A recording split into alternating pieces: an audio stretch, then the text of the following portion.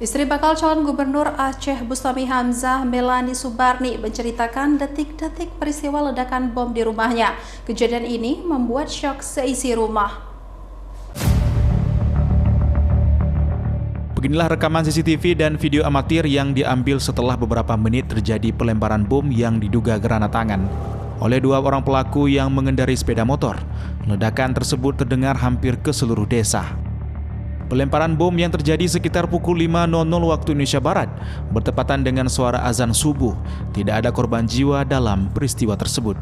Namun sejumlah pot bunga hancur dan dinding pagar beton terkelupas.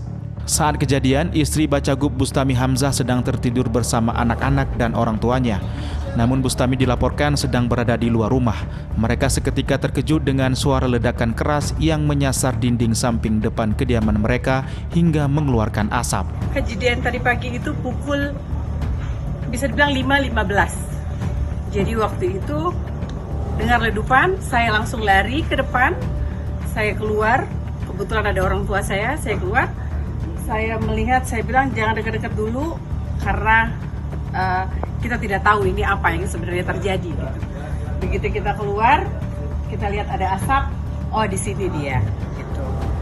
Terus azan subuh, berbarengan dengan azan subuh. Kami hanya berharap kepada pihak kepolisian, kami tidak menuding siapapun itu, tetapi kita minta pihak kepolisian saja yang berbicara. Siapa itu, bagaimana kronologi kejadiannya, kita berharap itu semua dari pihak kepolisian, tidak dari pihak kita. Saat ini pihak kepolisian masih melakukan penyelidikan terkait kasus tersebut.